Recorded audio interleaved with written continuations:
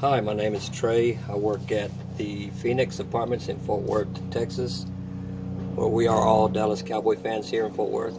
Today I'm going to be installing a PS 1000 pump seal for a 1.25 horsepower on a Pentair pump motor. I apologize for the helicopter above me.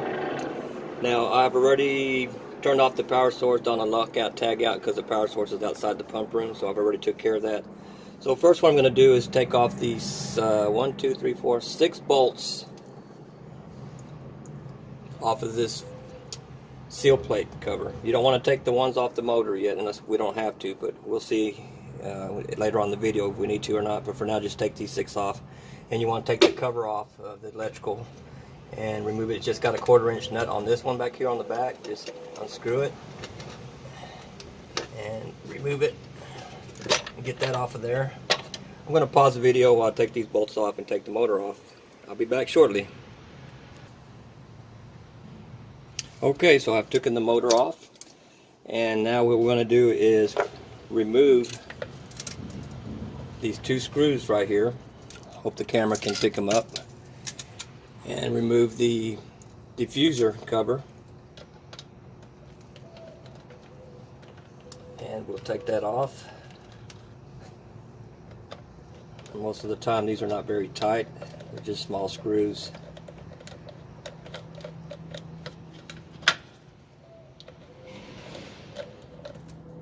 And so once they come loose, you'll remove it, and you want to inspect.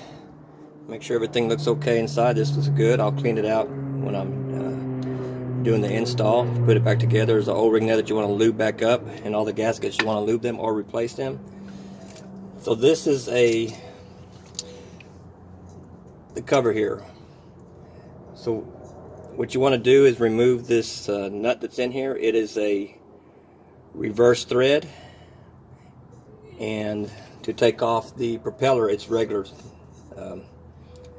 counterclockwise to open, but the screw here in the center is reverse thread. So I'm going to pause as I remove that. Okay, so I took the little screw out there right here on the impeller, and now there is a bolt back here on the back that's a 1/2 inch that you want to grab with a wrench. It's part of the motor. Just grab it and turn, regular turn for the impeller, and take it off. Most of the time they're not too tight, but sometimes you can just get it off with your hand. And here it is. This is the part of the seal that we're going to replace. Now look at that. What do we see in there? A bunch of leaves, hair, dog hairs. Oh, I'm sorry, did I say dog hairs? And you want to get all that out. That's going to restrict the flow and the pressure on your gauges. Many times we do all kinds of work and we're not sure what's going on, why we're not getting any pressure. It's because this is full of leaves and debris.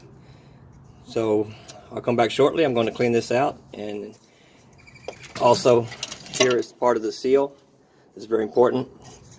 This is all one seal. They meet each other. I'll show you when I install it. And first let me get this debris out of there. And so now we want to take this seal out. You can get a little screwdriver and force it out. This one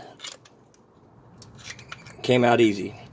If it doesn't come out easy, you want to remove the bolts from the motor to the seal plate and remove it off and punch out the seal from the back. But here it came out easy, so we got lucky. So we don't have to remove this cover.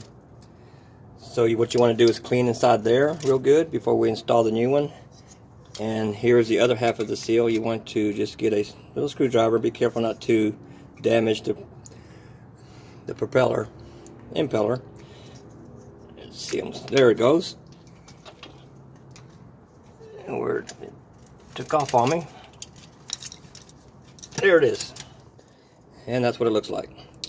Okay, I'm going to put my gloves on now and clean up this, because we do not want to touch on the new one this ceramic plate or the base of this seal right here. We don't want to attach that with our hands once we put it on. So I'm going to pause and I'll be back shortly. So here we have the new seal, part of it. There's two pieces. One goes on the impeller and this one goes on the housing. The key here that we want to do is we want to install a bead of silicone right here on the back and this lip right in here. If you don't, it will probably leak later. Sometimes I've had them not leak, but without putting it, and many times they will. So you're just gonna, little 1/8 bead of a silicone right underneath that lip, just like that. And then we'll do a bead right here inside that little lip.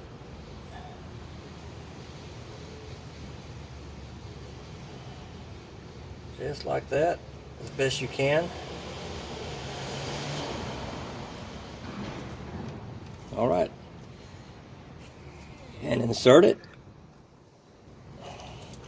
Now to get it flush, you want to use anything that you can put around there. I'd like to use a 1-inch coupling PVC, and we're going to put it over there and tap it, not too hard, and you want that to seep down real good. There it goes. It's nice and flush.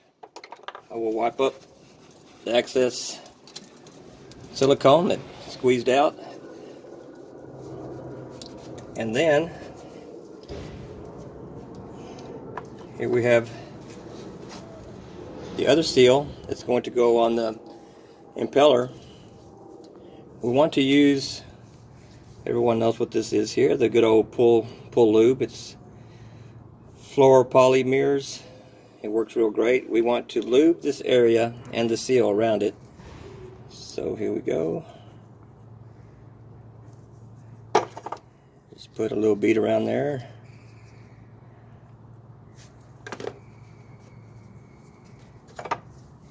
And insert it. Just like that. Wipe off the excess.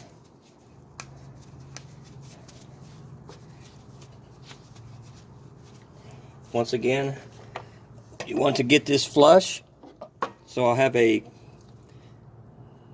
3/4 inch PVC coupling that I'm going to tap it lightly just to make sure it seats real good. It looks like it's in there. One more tap here on the ground just to make sure. Okay, there it is. So once again, you don't want to get this dirty. If you do, just wipe it down with a solvent, and alcohol or anything will do. Now, I'm not going to shoot the video on how to install it back because I have to let this set, the silicone, to dry for 12 hours. But it's pretty simple. Reverse everything I did. Just screw that back on like that. This will pull the two seals together and they'll meet. We're marrying the two seals, and then you will insert the screw back. Keep in mind, this is reverse thread, so you're going to go the other direction.